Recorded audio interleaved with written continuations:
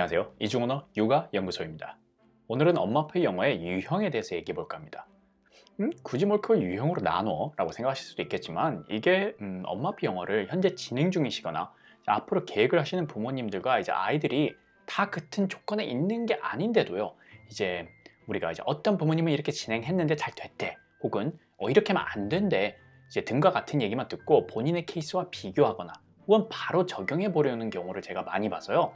이 엄마표 영어를 하는 가정들이 이제 어떤 점에서 다 다른지 한번 제 나름대로 크게 세 가지 유형을 한번 나눠보고요. 그리고 각 유형의 장단점에 대해서 한번 얘기해 볼까 합니다. 자, 첫 번째 유형입니다. 서포터형입니다. 말 그대로 이제 아이의 영어 습득을 서포트하는 게 주 업무죠. 자, 아이를 이제 잘 관찰하면서 그때그때 적합한 인풋을 제공하는 게 주 역할이고요. 그리고 본인이 직접 아이의 인풋의 역할을 한다거나 혹은 영어의 대화를 통해서 아웃풋을 유도하거나 하진 않습니다. 보통 영상이나 이제 CD를 통해서 흘려듣기, 집중듣기, 따라읽기 등의 방식으로 아이들이 스스로 리스닝과 발음을 습득해 가도록 관리 그리고 격려해 나가면서 아이의 영어 습득을 보조해 주는 거죠. 대부분의 엄마표 영어를 하시는 분들이 이 유형에 속하리라 생각하는데요. 서포터형의 가장 큰 장점은요. 아이들의 인풋을 잘 통제할 수 있다는 거죠. 즉 이제 컨텐츠 측면뿐 아니라 이제 언어적인 측면에서도 아이의 수준에 맞게 조금씩 올라가면서 이제 그에 맞는 인풋을 제공하고 유해할 수 있는 인풋들을 미리 차단한다는 거죠. 그리고 향후에 아이의 읽기 독립까지 완성되면은 이제 아이 자신이 독립적으로 스스로 좋아하는 책들과 영상을 골라보면서 지속적으로 스스로의 수준에 맞게 언어 습득을 해나갈 수 있겠죠. 단점은 이제 아무래도 이제 interaction, 즉 상호작용이 부족하다는 점이 제일 크겠죠.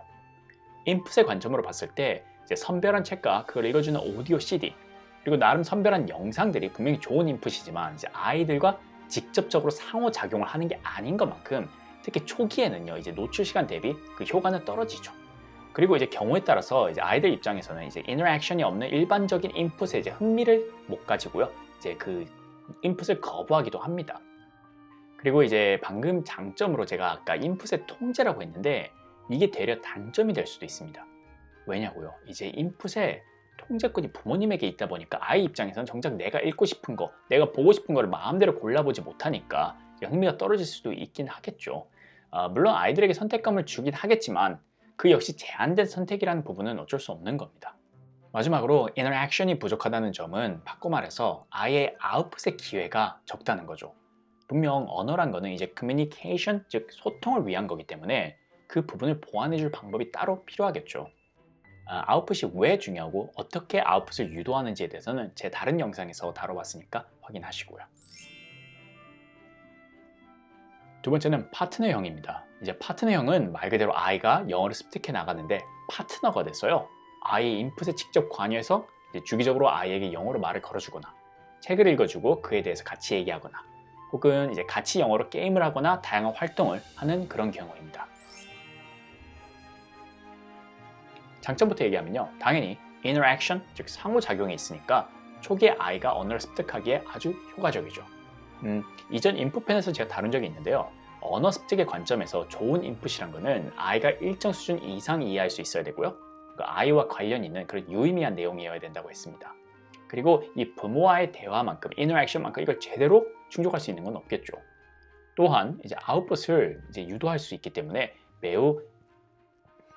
아웃풋을 유도하기에 매우 용이합니다. 어쨌든 부모가 영어로 아이에게 지속적으로 말을 걸고 놀이를 하는 과정에서 아이들은 자연스럽게 이제 영어로 대답을 하고 자기 생각을 표현하겠죠. 물론 이 부분은 다른 변수가 많아서 무조건 이걸 한다고 파트너형이라고 아웃풋이 나온다고 말하는 건 아닙니다. 자, 그럼 완벽해 보이는 이 유형의 단점은 뭘까요? 네, 듣자마자 딱 드는 생각인데요. 일단 이 경우에는 부모님이 기본 영어 실력이 어느 정도 갖춰진 상태이거나 혹은 그게 아니라면은 매일 상당 시간을 다음날 아이와 영어 활동을 위해서 영어 공부에 투자해야 된다는 거죠. 그리고 두 번째, 이와 관련된 사항인데요. 아이가 영유아 때는 이런 식으로 해도 어느 정도 아이랑 소통이 되는데 아이가 초등학교 이상이 되면요. 아이 인풋이나 아이 아웃풋이 이제 부모가 감당하기 힘든 수준까지 올라갈 수 있다는 거죠. 물론 그 경우에 옵션은 두 개예요. 계속 꾸준히 내가 공부를 하면서 계속 파트너형을 유지하느냐 아니면 서포터형으로 전환을 하느냐. 자, 세 번째, 이 파트너형의 또 다른 문제는 바로 인풋의 퀄리티에 있습니다. 방금 부모님이 주는 인풋이 최고의 인풋 아니냐고 하지 않았냐라고 하실 수도 있는데요. 자, 근데 그건 어디까지나 부모 중 한 명이 원어민일 경우에라는 거죠. 지금 엄마 아빠 영어를 하는 부모님들 중에는 이제 교포가 아닌 이상 분명 인풋이 완벽할 수 없다는 거죠. 저도 마찬가지고요. 특히 우리 한국어에서는 없는 발음들이나 관사, 현재 완료 등 그런 곳에서 실수가 있을 수밖에 없고요. 이제 그런 완벽하지 않은 인풋에 아이들이 영향을 받지 않을까라는 우려가 있을 수밖에 없다는 거죠. 물론 여전히 아이 인풋의 대부분은 미디어라고는 하지만 그래도 책 같은 경우에는 이제 CD에 의존하지 않고 주로 직접 읽어주시는 부모님들이 많으세요. 근데 그게 아이들의 발음이나 억양에 어떤 영향을 줄지는 알 수 없다는 거죠. 왜 알 수 없을까요? 현재까지는 딱히 데이터가 없기 때문입니다. 만약 이제 한두 명이 이렇다 저렇다 어떤 결과를 보여준다고 해도 언어란 거는 이제 매우 복합적인 요소가 작용되기 때문에 그건 어떤 요소가 반영돼서 그런 결과가 나왔는지 알 수 없다는 거죠. 혹시 이에 대한 데이터나 혹시 뭐 논문이라든가 아시는 게 있으면 댓글로 꼭 알려주세요. 참고로 외국의 대부분 연구 결과는요. 어차피 집 밖에 나가면 아이들이 이제 수많은 원어민들과 소통하는 환경이기 때문에 우리와는 다른 얘기죠. 아무튼 이 발음에 대해서는 다음 편에서 조금 더 자세하게 다뤄보도록 하겠습니다. 마지막 유형은 방임형입니다. 이 유형은 그냥 아이들의 인풋을 딱히 통제하지 않고요. 그냥 아이가 보고 싶은 걸 보도록 자유를 주는 방식입니다. 보통 유튜브 키즈나 이제 넷플릭스 같은 거에 이제 모든 권한을 아이한테 온전히 주는 경우죠. 자, 장점은 뭘까요?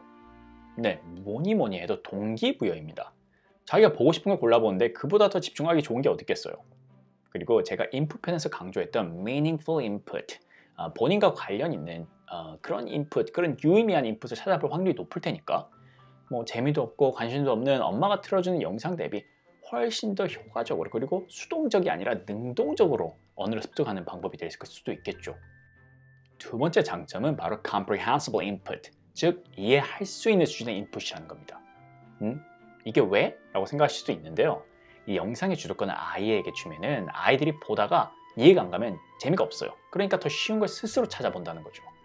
그리고 그렇게 본인이 어느 정도 이해를 할 수 있는 영상을 찾아볼 때 이제 그 단서들을 기반으로요, 새로운 표현이나 어휘들을 유추해서 습득하게 된다는 거죠. 자, 그럼 이 유형의 문제가 뭐냐? 바로 아이마다 다르다는 거죠.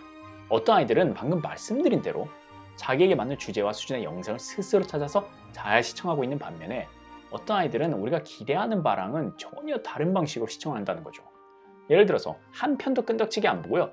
계속 다른 영상으로 바꿔보면서 정작 제대로 된 문맥도 파악하지 못하고 그냥 시간만 보내는 거나 딱 봐도 너무 어려운 내용인데 그냥 화려한 영상이나 캐릭터에 빠져서만 보고 있거나 어느 쪽이든 우리가 원하는 효과적인 언어 습득과는 그리고 거리가 멀고요. 그리고 집중력 저하 혹은 스크린 중독에 빠질 수 있는 가능성만 열어주는 상황이 될 수도 있다는 거죠. 특히 이제 넷플릭스 대비 유튜브 키즈가 더 그런데요. 어린 아이들일수록 화려하고 단순한 영상을 찾아가는 경향이 있더라고요. 유튜브 키즈가 이제 광고가 없다는 장점 때문에 저도 이제 태블릿으로 아이한테 줘본 적이 있는데 잠깐 눈을 팔았더니 정말 무의미한 화려한 영상에 정말 무의미한 숫자나 색깔만 보여주는 영상에 심취해서 보고 있더라고요. 그래서 제 개인적인 생각으로는 이 방임형을 선택하신다면 아이가 어느 정도 크고 나서 어느 정도 스스로 절제가 되는 단계에서 그리고 유튜브 키즈보다는 스토리 위주가 있는 넷플릭스를 추천드립니다. 자, 지금까지 엄마표 영어의 3가지 유형에 대해서 얘기해봤는데요. 물론 여기에 속하지 않는 미처 제가 다루지 못한 다른 유형도 많을 거라 생각합니다. 그런데 지금쯤 이런 생각하시는 분들 많을 거예요. 나는 저 유형 2개 혹은 다 섞어서 하는데? 네, 맞습니다. 많은 엄마표 영어를 하시는 분들이 자신만의 방법으로 그리고 아이에 맞춰 최적의 방법을 찾아서 실행하고 계시고 있고요. 그게 제가 말씀드린 꼭 어느 한 유형에만 속할 필요는 없다는 거죠. 자, 그래서 여기부터가 결론입니다. 오늘 영상은 어느 방법이 최고다, 어느 방법은 별로다라고 말씀드리기 위해서 준비한 게 아니고요. 처음에 말씀드린 대로 엄마표 영어를 하는 가정이 다 다른 조건과 환경이 있는 만큼 누가 이렇게 한다니까 나도 한다가 아니고요. 제가 오늘 설명드린 각 유형을 고려하셔서 나의 케이스도 적용 가능한 방법일까 저게를 한번 고려해 보시길 바라고요. 더 나아가서는 이제 각 유형의 장단점을 고려하셔서 우리 아이와 우리 가정의 조건에 맞춘 나만의 방식을 만들어 보시라는 취지로 영상을 준비해 봤습니다. 물론 지난 편에서 설명드린 엄마 표현을 하면서 고려해야 할 5가지도 잘 반영하셔야 되겠죠? 아무래도 제가 빠뜨린 얘기들이 많을 것 같은데요. 이 영상을 보시는 엄마 표를 이미 진행하고 계신 여러분들의 다양한 의견도 댓글로 남겨주시면 저와 또 다른 분들에게 큰 도움이 될 거라 생각합니다. 오늘도 짧지 않은 시간 함께 해주셔서 감사드리고요. 언제나처럼 엄마 표현을 하시는 우리 부모님들 화이팅 하시고요. 육아에 직장에 없는 시간 쪼개서 이렇게 여러 영상을 찾아보시며 공부하시는 그리고 노력하시는 모습 다들 존경스럽습니다. 스스로에게 수고했다고 한마디 해주는 그런 시간 가져보시길 바라고요. 다음 시간에는 아까 말씀드린 대로 엄마표 영어와 발음에 대해서 짧게 얘기해 보도록 하겠습니다. 영상이 도움이 되셨다면 구독과 좋아요 부탁드립니다. 감사합니다.